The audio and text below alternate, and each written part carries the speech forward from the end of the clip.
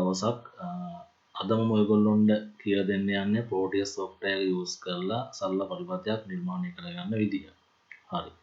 අපි දන්නවා සාමාන්‍යයෙන් proteus software එක open කරපුවාම අපිට හම්බෙන මුල්ම interface එක තමයි මේ තියෙන්නේ. මේකේ අලුත් පරිපථ සටහනක් නිර්මාණය කරගැනීම සඳහා අපිට ක්‍රම කිහිපයක් මේ දීලා තියෙනවා. නමුත් අපි අද බලන්නේ සරල ක්‍රමයකින් කොහොමද හැමෝටම තේරෙන විදිහට ගිහිල්ලා පරිවර්තයක් මේකේ නිර්මාණය කරගන්නේ කියන එක ගැන අපි කලකා බලමු. හරි. මුලින්ම මම ඔය කට්ටියට මේ my cursor එක අරන් යනවා මෙතන schematic capture කියන icon එක ළඟට. ඔය මේ icon එක click කරලා බලමු. හරි.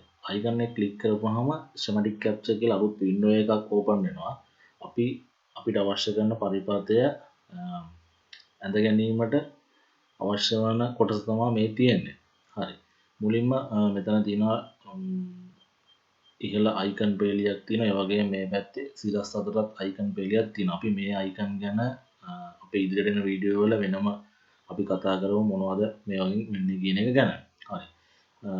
අද මම ඇත්තටම ඔයගොල්ලොන්ට පොඩි පරිවර්තනයක් අඳිනවා 70.5 කියන රෙගියුලේටර් එක පාවිච්චි කරලා සරල පරිපථයක්. ඉතින් අපිට ඒකට ඕන කරනවා කනෙක්ටර් කැපැසිටර් සහ 70.5 කියන රෙගියුලේටර් එක. රෙගියුලේටර් IC එක. ඉතින් අපි මේවා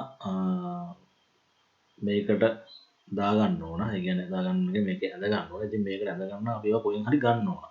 හරිද? ඒකට අපි මේකේ අපි යන්න ඕන component mode කියන කැටගරි එකට.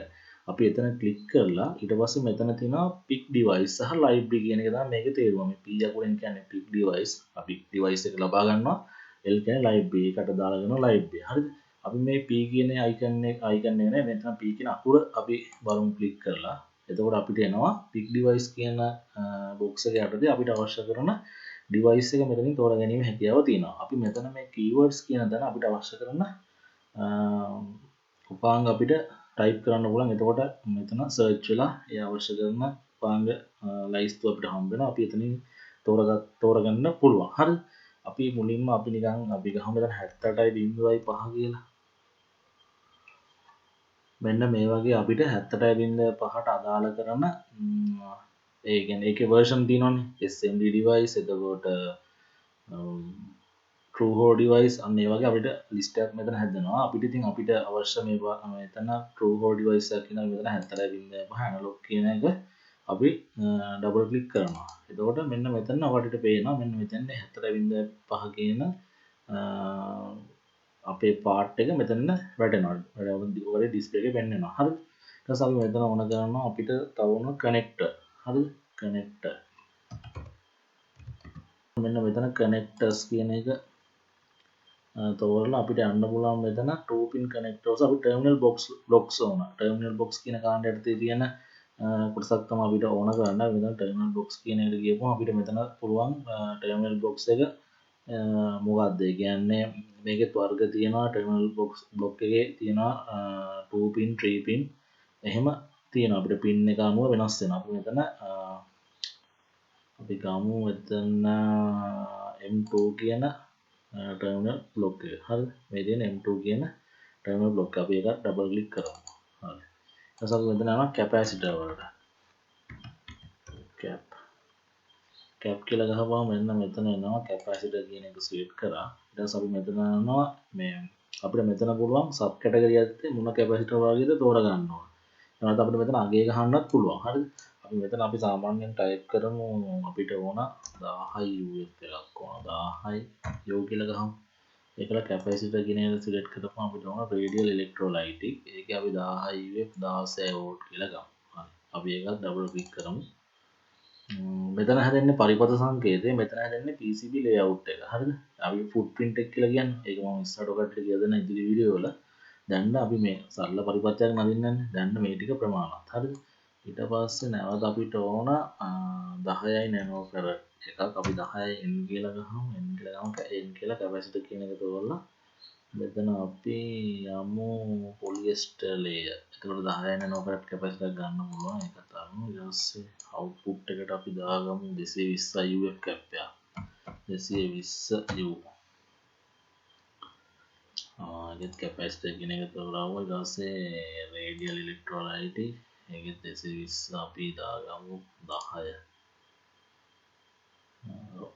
දාගමු ඒක ඩබල් ක්ලික් කරමු හරි අපිට අවශ්‍ය කරන කොම්පොනන්ට් ටික අපි තෝරගෙන තියෙන්නේ දැන් තියෙන අපිට අපේ drawing එක අඳ ගන්න මුලින්ම අපි 78.5 මෙතන select කරලා මෙතන ක්ලික් කරපුවාම අපිට 78.5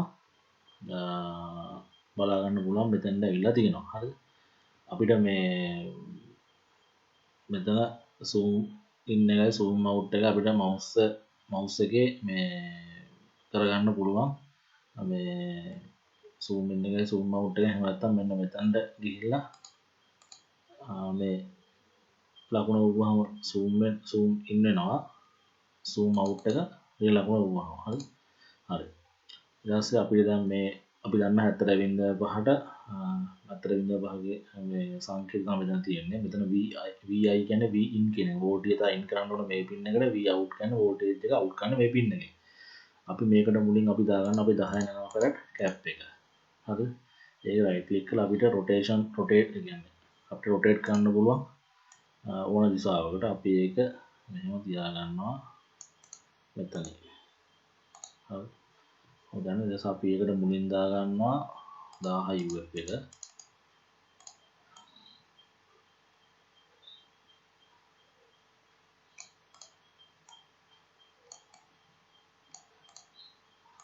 හරි මේක මෙතෙන් දා කරගන්නවා අපි ඒක ඍණ අග්‍රේ මේකට දා කරනවා ඒ වගේම මේක ඔය පරිපථය පොඩ්ඩක් ලස්සන කරගන්නත් එක මේ ඔක්කොම එකම විදිහකට යා කරගමු මෙතෙන් යා කරලා දැන් මෙතෙන් යා කරා හරිද අපි මේක පොඩ්ඩක්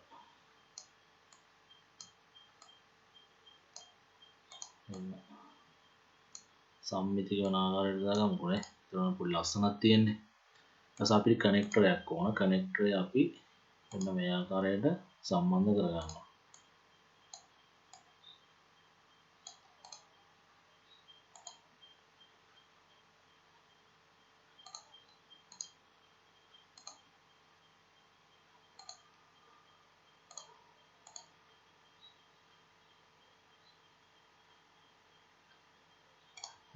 ඒකත් හරි එතකොට අපි දන්නවා දැන් 70.5 සාමාන්‍ය රෙගියුලේටර් එකට මුලින් කැපැසිටර් එකක් තියෙනවා මොකද අපි දෙන DC විදිහට හොඳට ස්මූත් වෙන්න අපි අවුට් එකටත් අපි දාගමු 10 යනවා කරත් කැප් එක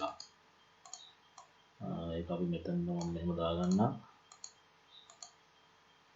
අපි 220 UF එක දාමු ඊට පස්සේ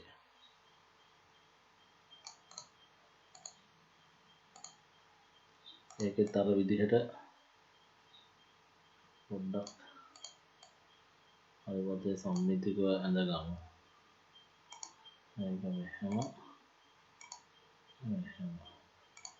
හරි දැන්වත් අපි කනෙක්ටර් එකක් දාගන්නවා අවුට්පුට් කනෙක්ටර් එකක් ඔන්න අපේ පරිපථය දැන් සම්පූර්ණයි අපිට ඇත්තට මේක වැඩ කරනවද කියලා බලා ගන්නත් පුළුවන් අපි මෙතෙන්ට දෙන්න ඕන මොකක් හරි සෝස් එකක් අපි ඒකට අපි ගමු බැටරි සෝස් එකක්ම ගමුකෝ අපි මෙතන අපි BA බැටරි මෙතන තියෙනවා මේ බැටරි සෝස් එකක් අපි බැටරි සෝස් එකක් නිකන් තාවකාලික කරන් බලමු මෙතෙන් අපි අරගෙන අපි 12 වෝල්ට් සප්ලයි එකක් තමයි දැන් දෙන්න යන්නේ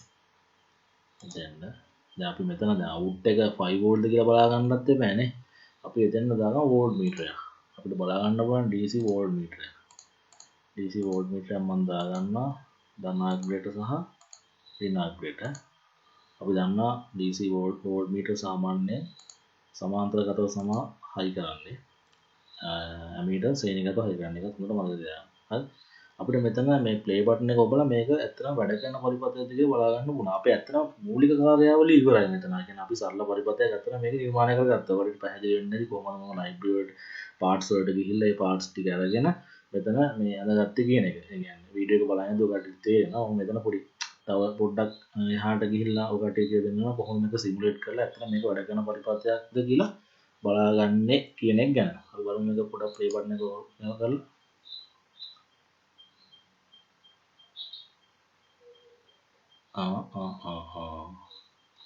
පොඩි එරයක් කෙන අප ඒක ඉස්සෙල්ලා හදාගෙන ඉමු.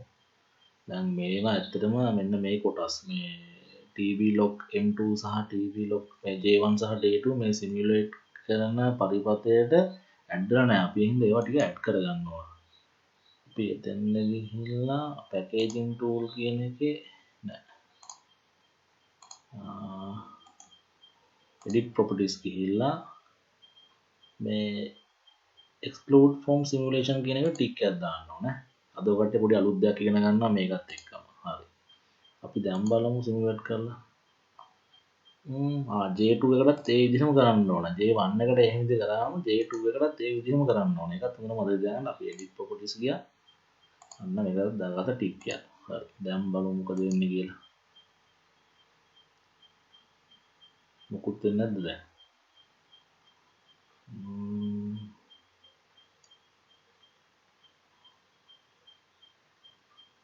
හරි. හරි. සිමුලේට් වුණාකට වෙන මෙතන 12 තියෙනවා. දැන් 4.5නේ. අනිවාර්යෙන් මේ පැත්තේ ඕඩිට් 5ක් අවුට් වෙන්න ඕන. එන්න 5.01ක් අවුට් වෙනවා. හරිද? කියන්නේ හරියටම 5ක් අවුට් වෙනවා මේ සිමුලේෂන් එකේ පොඩි පොඩි එරර් තියෙන්න පුළුවන්. අපේ ව්‍යායාමය සාර්ථකයි.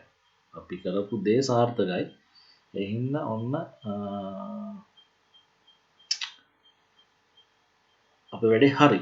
ඉතින් ඔහොම තමයි අපි සරල පරිපථයක් නිර්මාණය කරගෙන අපි ඒක හරිද වැරදිද කියලා බලන්න අපි බලමු ඊට වඩා ඇඩ්වාන්ස් පරිපථ මේකේ නිර්මාණය කරලා කොහොමද ඒවා සිමුලේට් කරලා ඒවට PCB අඳින්නේ ගැන අපි ඉදිරි වීඩියෝ වලදී කතා කරමු.